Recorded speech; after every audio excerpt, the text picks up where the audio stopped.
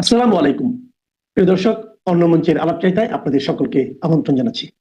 বাংলাদেশে ১২ তারিখের ভোটে মাঠের বাইরে রাখা হয়েছে আওয়ামী লীগকে।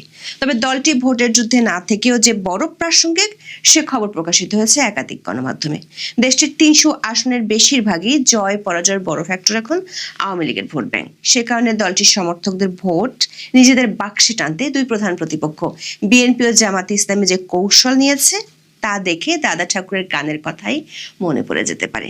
শরৎচন্দ্র পণ্ডিতের সেই গানের লাইন, আমি ভোটেরও লাগিয়া ভিখারি সাজানো ফিরে নেবো দাঁড়ে দাঁড়ে।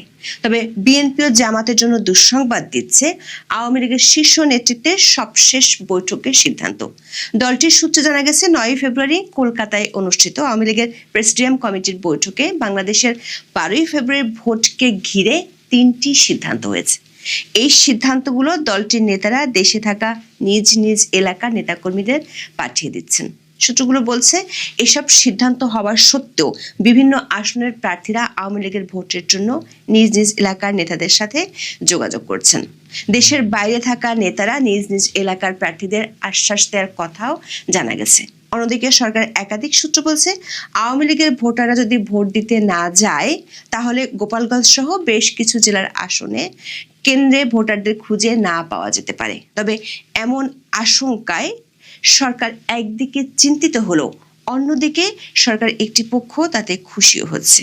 ছলে বলে কৌশলে হ্যাঁ ভোটকে জেতাতে সরকারের যে পক্ষটি মাঠে নেমেছে তাদের কাছে আওয়ামী লীগের ভোটাররা ভোট কেন্দ্রে কম গেলে স্বস্তির বিষয়। বিস্তারিত জানতে চলুন যাওয়া যাক বিশ্লেষণে। বাংলাদেশে ১২ ফেব্রুয়ারি ভোটের সুষ্ঠু পরিবেশ নিশ্চিত করার চেয়ে দেশটির নির্বাচন কমিশন ব্যস্ত ভোট কেন্দ্রে মোবাইল নিয়ে যাওয়া যাবে কিনা তা নিয়ে। দিনের শুরুতে নির্বাচন কমিশনের উদ্ভট সিদ্ধান্তে সামাজিক মাধ্যম ও রাজনৈতিক আলোচনায় ব্যাপক হইচই পড়ে যায়। নির্বাচন কমিশন হঠাৎ জানায় ভোট কেন্দ্রে কেউই মোবাইল ফোন নিয়ে যেতে পারবে না ও ব্যবহার করতে পারবে না। কমিশনের এমন সিদ্ধান্তে প্রথমে সাংবাদিক ও পরে রাজনৈতিক দলগুলোর পক্ষ থেকে তীব্র আপত্তি আসে। শেষমেশ নির্বাচন কমিশন জানিয়েছে সাংবাদিক কেন, ভোটার প্রার্থী সবাই ভোট কেন্দ্রে মোবাইল নিয়ে যেতে পারবে, তবে গোপন কক্ষে মোবাইল ব্যবহার করতে পারবে না। নির্বাচন কমিশনের এমন সিদ্ধান্তের চেয়ে ভোট যুদ্ধে নামা প্রার্থীদের শেষ মুহূর্তে বেশি মাথা ব্যথা কার্যক্রম নিষিদ্ধ থাকা আওয়ামী লীগের ভোট ব্যাংক নিয়ে। যেমন ধরুন হবিগঞ্জ ১ আসনের কথা। এই আসনে এবার বিএনপি প্রার্থী হয়েছে প্রয়াত আওয়ামী লীগ নেতা ও সাবেক অর্থমন্ত্রী শাহ এএমএস কিবরিয়ার ছেলে রেজা কিবরিয়া। আওয়ামী লীগের শত্রু হিসেবে পরিচিত রেজা কিবরিয়ার কাছে এখন আওয়ামী লীগের ভোটাররাই সবচেয়ে বেশি প্রিয়। নবীগঞ্জের কয়েকজন বাসিন্দা জানিয়েছেন, আওয়ামী লীগ ভোটে না থাকলেও তাদের সমর্থকদের কাছে টানতে চেষ্টা করছেন বিএনপি ও বিএনপি থেকে বহিষ্কৃত স্বতন্ত্র প্রার্থী দুই পক্ষই। তাদের ভাষ্য, হিন্দু সম্প্রদায় ও আওয়ামী লীগের ভোটাররা যে প্রার্থীকে বেশি ভোট দেবে দেখা যাবে সেই প্রার্থী এগিয়ে থাকবেন। আবার বুড়িচং ও ব্রাহ্মণপাড়া এই দুই উপজেলা নিয়ে গঠিত কুমিল্লা ৫ সংসদীয় আসন। আওয়ামী লীগের দুর্গ বলে পরিচিত এই আসনটিতে নিজেদের অবস্থান শক্ত করতে দলটির সমর্থকদের ভোট নিশ্চিত করতে চায় বিএনপি, জামাত ইসলামী ও এবি পার্টির প্রার্থীরা। এমন চিত্র দেখা যাচ্ছে দেশের বেশিরভাগ আসনে। এমনকি প্রার্থীরা দেশের বাইরে থাকা আওয়ামী লীগের নেতাদের সাথেও নিয়মিত যোগাযোগ রাখছেন। মাদারীপুর ১ আসনের প্রার্থী নাদির আক্তারের নির্বাচনী জনসভায় আওয়ামী লীগের নেতারা জয় বাংলা, জয় বঙ্গবন্ধু স্লোগান দিয়ে বিএনপির জন্য ভোট চেয়েছে। জেলার বর্তমান ও সাবেক সব জনপ্রতিনিধি আওয়ামী লীগ ও সাবেক চিফ হুইপ নুরি আলম চৌধুরী লিটনের অনুসারী। সাবেক এই সংসদ সদস্যের সবুজ সংকেত পাওয়ার পর থেকে আওয়ামী লীগের পলাতক নেতাকর্মীরা প্রকাশ্যে উঠান বৈঠকগুলোতে হাজির হয়ে বিএনপি প্রার্থীর প্রচারণায় অংশ নিয়েছেন। আবার বাংলাদেশে এমন কিছু আসন আছে যেখানে সংখ্যালঘুদের ভোট বেশি, যেমন যশোর ৪ অভয়নগর বাঘারপাড়া সদরের বসুন্দিয়া ইরান আসনটির কথা বলা যায়। এই আসনের সংখ্যালঘু ভোটারের সংখ্যা প্রায় ৭১,০০০। তারা আওয়ামী লীগের ভোট ব্যাংক বলে প্রচার আছে। তাদের ভোটই নির্ধারিত হবে প্রার্থীর জয় পরাজয়। জামাত ও বিএনপির প্রার্থীরা এই আসনে ভোটারদের কাছে যাওয়ার চেয়ে আওয়ামী লীগের শীর্ষ নেতৃত্বকে ম্যানেজ করাটাই বেশি বুদ্ধিমানের কাজ বলে মনে করছে। আবার সংখ্যালঘু ভোটার বেশি এমন আসনগুলোতে ভোটারদের উপর চাপও আছে। নির্যাতন নিপীড়ন থেকে বাঁচতে তাদেরকে ভোট কেন্দ্রে যেতেই হবে। দেশের এমন আসনগুলোতে আওয়ামী লীগের ভোটাররা কি করবে তাও নানা আলোচনায় উঠে এসেছে। আওয়ামী লীগের একাধিক সূত্র বলছে, ভোটের দিন মানে ১২ ফেব্রুয়ারি আওয়ামী লীগের নেতাকর্মী ও সমর্থকরা কি করবে সে বিষয়ে কলকাতায় দলটির প্রেসিডিয়াম সদস্যদের বৈঠক অনুষ্ঠিত হয় ৯ ফেব্রুয়ারি সন্ধ্যায়। বৈঠকে মোফাজ্জল হোসেন চৌধুরী, মায়া ও জাহাঙ্গীর কবির নানক উপস্থিত ছিলেন। তার আগে নেতারা দিল্লিতে থাকা সাবেক প্রধানমন্ত্রী শেখ হাসিনার সাথে কথা বলেছেন। বৈঠকে 3টি সিদ্ধান্ত নেওয়া হয়েছে। প্রথমটি হলো আওয়ামী লীগের নেতাকর্মীরা ভোট কেন্দ্রে যাবে না, অর্থাৎ নো ভোট কর্মসূচি সফল করার নির্দেশ দেওয়া হয়েছে।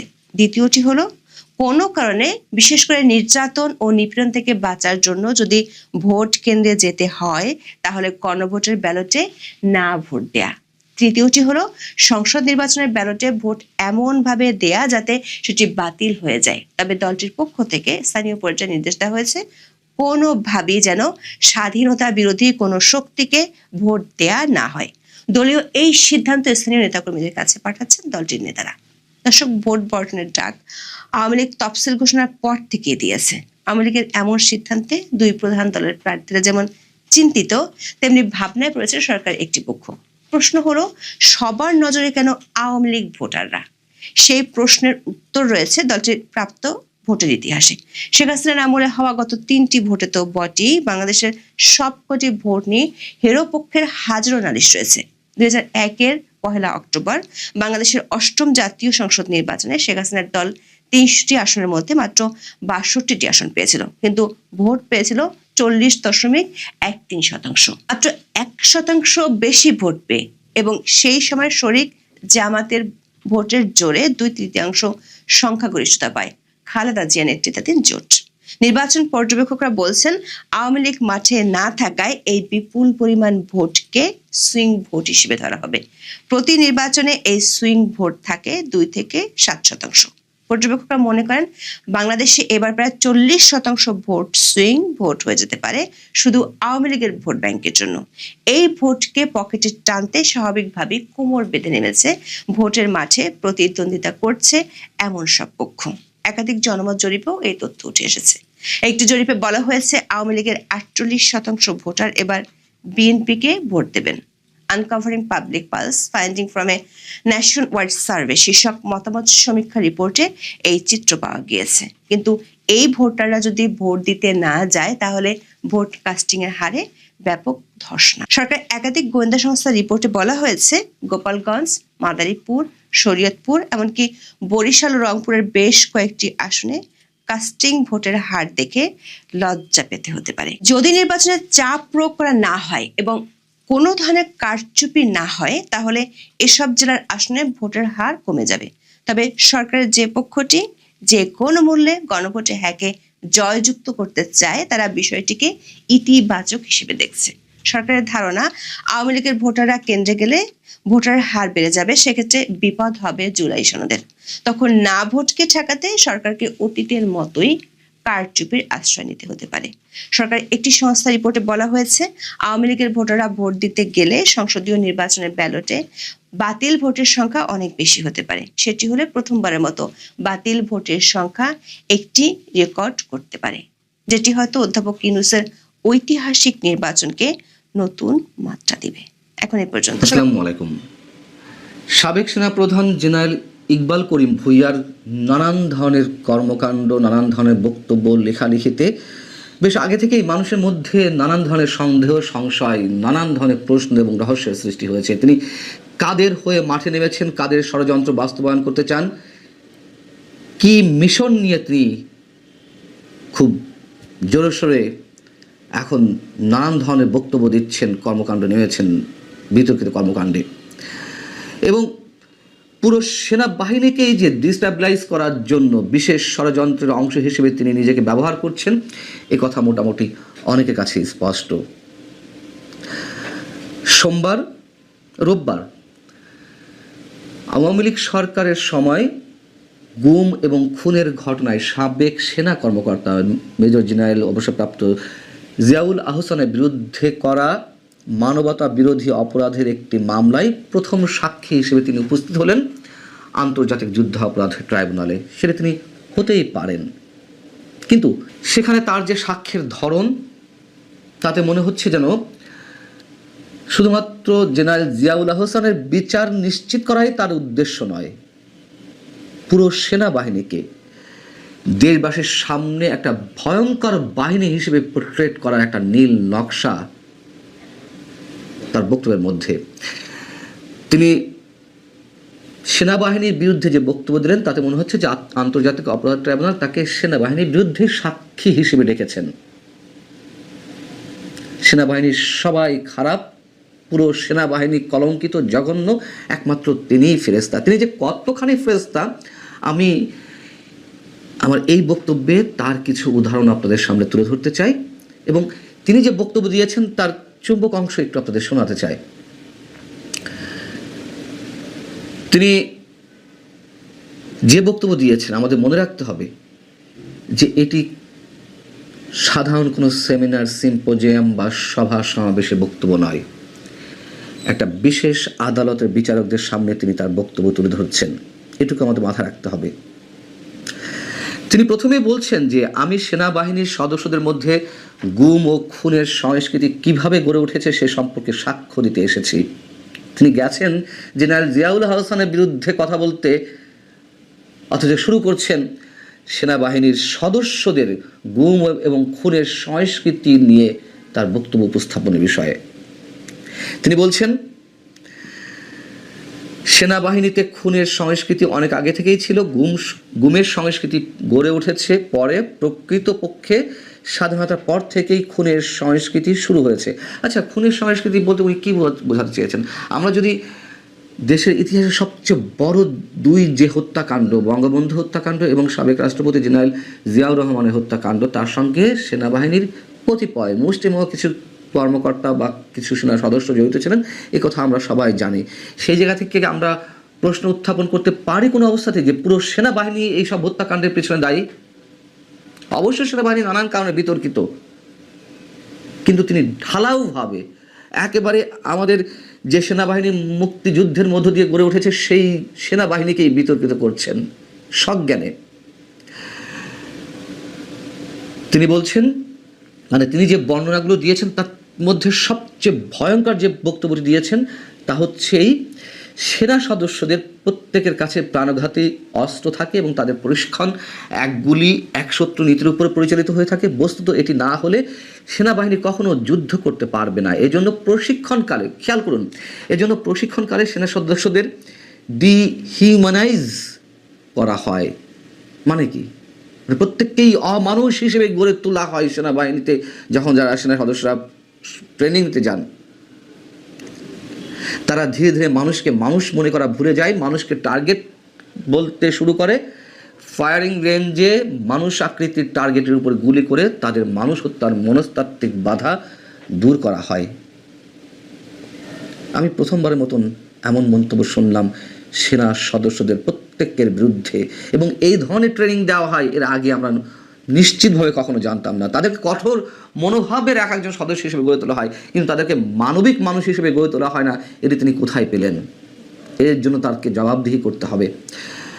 আমি তার এই বক্তব্য শোনার পর সেনা কর্মকর্তাদের কারো কারো সঙ্গে কথা বলার চেষ্টা করেছি, এবং তারা চ্যালেঞ্জ দিয়েছেন এমন কিছু সেনাবাহিনীতে করা হয় না, বরং সেনা সদস্যদেরকে প্রথমে জেনারেল ক্যাডেট হিসেবে প্রশিক্ষণ দেওয়ার পর অফিসার্স ক্যাডেট হিসেবেই প্রশিক্ষণ দেওয়া হতো। অর্থাৎ প্রথমে একজন সেনা সদস্য কতটা মানবিক হতে পারে, অন্য মানুষের প্রতি তারা কতটা শ্রদ্ধাশীল হতে পারে, সেই বিষয়েই তাদেরকে মানবিক হিসেবে গড়ে তোলা হয়।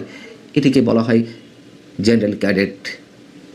অথচ এই যে ইকবাল করিম ভূঁইয়া IKB, তিনি যখন সেনাপ্রধান ছিলেন, আমি যতটুকু জানতে পেরেছি সেই সময় থেকে জেনারেল ক্যাডেটের বিষয়টি বাদ দেওয়া হয়। শুরু থেকেই অফিসার্স ক্যাডেট হিসেবে তাদেরকে প্রশিক্ষণ দেওয়া হয়, শুরু হয়। তিনি এতটাই ফ্রেশতা, এতটাই মানবিক যে তার সময় এই বিষয়টি ঘটল। তিনি বলেছেন যে নানান বিষয় নিয়েছেন, 2003 থেকে 2006 সাল পর্যন্ত কতজনের বিচার বহির্ভূত হত্যাকাণ্ড ঘটেছে। অপারেশন ক্লিন হার্টের সময় সেনা সদস্যদেরকে ইন্ডেমনিটি দিয়ে তাদেরকে হত্যাকাণ্ডের লাইসেন্স দেওয়া হয়েছে। 2007 থেকে 2009 পর্যন্ত সময়ে DSFI সামরিক গোয়েন্দা সংস্থা সব কিছুর মুখ্য নিয়ন্ত্রক হয়ে ওঠে। 2009 সালে BDR বিদ্রোহের পর সেনা অফিসারদের মধ্যে ভারত এবং আওয়ামী লীগ বিদ্বেষ তীব্রতর হওয়া, সিনিয়র ও জুনিয়র অফিসারদের মধ্যে বিভাজন ইত্যাদি ইত্যাদি অনেক বিষয় তিনি তুলে ধরেছেন। এত কিছুর কি দরকার ছিল?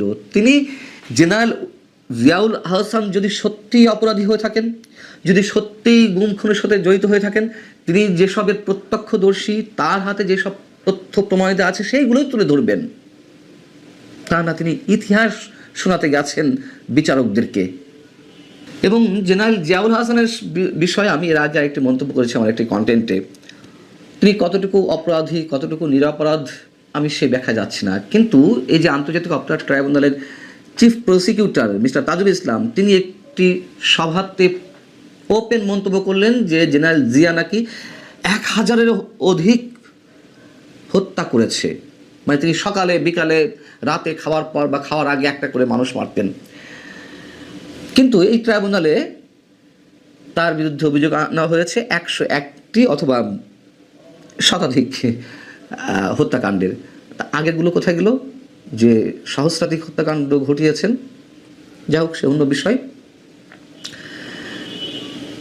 জেনারেল ইকবাল করিম ভূঁইয়া তিনি নানান বিষয়ে বর্ণনা দিয়ে একটা পর্যায়ে বলছেন তারিক আহমেদ সিদ্দিকীকে তার নিরাপত্তা, অর্থাৎ সাবেক প্রধানমন্ত্রী শেখ হাসিনার নিরাপত্তা উপদেষ্টা হিসেবে নিয়োগ দেওয়া হয় এবং তার মাধ্যমে সেনাবাহিনী নিয়ন্ত্রণ করার জন্য একটা চেষ্টা চলতে থাকে। এইখান থেকে শুরু করলেও আমরা ধরে নিতে পারতাম যে জিয়াউল আহসানের বিরুদ্ধে তার যে সাক্ষী, তার সাথে এখান থেকে বিষয়গুলো উঠে আসতে পারে। তা না, তিনি শুরু করলেন 54-55 বছরের ইতিহাস সেনাবাহিনীর বিরুদ্ধে। তিনি বলছেন জেনারেল জিয়া সম্পর্কে, আমি সেনাপ্রধান হওয়ার পূর্ব থেকেই অনেক সামরিক সদস্যদের মতোই র্যাব সদস্যদের অবৈধ ও বিচার বহির্ভূত হত্যাকাণ্ড সম্পর্কে অবহিত ছিলাম। সেনাপ্রধান হওয়ার পরপরে আমি র্যাবের এডিজি তৎকালীন কর্নেল মুজিবকে আমার অফিসে ডেকে পাঠাই এবং এসব ক্রস ফায়ার বন্ধ করতে বলি এবং এরপরে আমি সিদ্ধান্ত দিই যে র্যাব, ডিজিএফআই কিংবা বিজিবিতে কোনো সেনা সদস্য পোস্টিংয়ে যদি যায় তার পূর্বে আমার ইন্টারভিউতে আসবো, তার কাছে যেতে হবে ইন্টারভিউর জন্য। যারা র্যাবে যেত তাদের তিনি নানানভাবে মোটিভেট করতেন। নরহত্যা মহাপাপ, কাউকে হত্যা করলে তার পরিবারের অভিশাপ সংশ্লিষ্ট ব্যক্তির উপর নেমে আসে, ইত্যাদি ইত্যাদি নসিহত করতেন।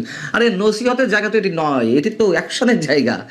কেন তিনি এইসব বন্ধ করতে পারেননি? কেন 2012 সালে জুলাই মাসেই জেনারেল জিয়াকে র্যাব থেকে সেনাবাহিনীতে ফিরিয়ে আনা হলো না? তখন তো তিনি সেনাপ্রধান 2012 থেকে 2014। এইবার বিশেষ কিছু প্রশ্ন তুলি তার সম্পর্কে। 2014 সালে তিনি যখন সেনাপ্রধান, তৎকালীন 9th ডিভিশন, 9ম ডিভিশনের জিওসি ছিলেন মেজর জেনারেল চৌধুরী হাসান সারওয়ার্দী, অনেকে আমরা তাকে জানি, চিনি, এবং 33 ডিভিশনের জিওসি ছিলেন জেনারেল জাহিদুর রহমান। তারা ওই সময়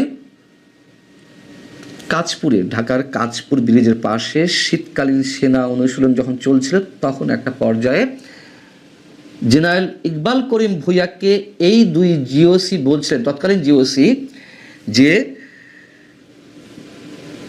তত্ত্বাবধায়ক সরকার ছাড়া কোনো নির্বাচনে যাওয়া যাবে না, এই বিষয়ে যেন শেখ হাসিনাকে বা তৎকালীন প্রধানমন্ত্রীকে চাপ দেওয়া হয়।